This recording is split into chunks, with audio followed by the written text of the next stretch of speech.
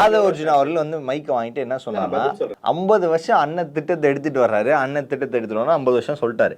அண்ணா வந்து 50 வருஷம் திட்டத்தை சொல்லுவார், நானும் இன்னும் பார்த்துட்டு இருக்கேன். அண்ணன் திட்டத்தை கடைசி வரைக்கும் சொல்ல மாட்டாரு. அதுதான் உங்களுக்கு புரியல. நான் சொல்றேன், எனக்கு அந்த உரிமை இருக்கு, கடமை இருக்கு.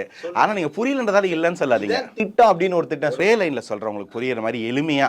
இப்போ திருவள்ளுவர் வந்து 2000 வருஷத்துக்கு முன்னாடியே திருக்குறள் சொன்னார். இன்னைக்கு அது வேலிடேட் இல்லைன்னு சொல்ல முடியாது. இன்னைக்கும் அது வந்து அதுதான் நம்மளுடைய ஆகச்சிறந்த வேதம். அதுபோல புதுச்சேரியில் இருக்கக்கூடிய முக்கியமான தலையாய பிரச்சனை என்னன்னு பார்த்தீங்கன்னா, புதுச்சேரிக்கு மாநில அந்தஸ்து வழங்கப்படாதது. இந்தியா சுதந்திரம் வாங்கி 75 வருஷம் ஆச்சு. பாண்டிச்சேரியில் சேர்ந்து 72 வருஷம் ஆச்சு. ஆனால் இன்றைக்கும் பாண்டிச்சேரி இவ்வளோ பெரிய 20 லட்சம் மக்கள் தொகை கொண்ட ஒரு மாநிலத்தை மாநில அங்கீகாரம் கொடுக்காம ஒரு யூனியன் பிரதேசமாக வச்சிருக்கிறதுனால அங்கே இருக்கக்கூடிய அரசாங்கத்துக்கு தமிழகம் போன்ற ஒரு மாநில அரசு அதிகாரம் இல்லை, அந்தஸ்து அங்கீகாரம் இல்லை. மாநில அரசு அங்கீகாரம் இல்லாததால் ஃபினான்ஸ் கமிஷனில் அவங்க பர்மனன்ட் மெம்பர் இல்லை. அவங்களால அந்த மாநிலத்துக்கு வருவாய் ஈட்டிக்கொள்ள முடியவில்லை. டேக்ஸ் மூலமாக மத்தியிலிருந்து ஷேர் இல்லை. ஒரு ரேஷன் திட்டத்தை கூட அங்கே கொண்டு வந்து அமுல்படுத்த முடியலை.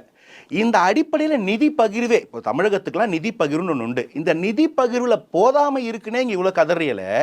அவங்களுக்கு அந்த மாதிரி ஒரு ஷேரே கிடையாது. ஃபினான்ஸ் கமிஷனில் அவங்க மெம்பரே கிடையாது. அப்போது அது அந்த மாநிலத்துக்கு வளர்ச்சிக்கு எவ்வளோ பெரிய டெட்டரண்ட்டாக இருக்கும்ன்றதை புரிஞ்சுக்கிட்ட ஒருத்தர் இந்த மாநிலத்திற்கான முதல் உரிமை என்ன, அது வராததால் இங்கே என்னென்ன பிரச்சனைகள் இருக்குது, இது வந்தால் என்ன பண்ணும், அதுக்கு என்ன பண்ணணுன்ற வார்த்தையை தான் ரத்ன சுருக்கமாக சொல்கிறாரு. அதை கவனிக்கவே இல்லை. அங்கே உட்காந்துட்டு எல்லாரும் போலையும் விஜய் சாரை பார்த்தோன்னே சந்தோஷத்தில் கை தட்டிட்டு வந்து கண்டென்ட் என்கிட்ட கேட்டால் என்ன சொல்கிறது?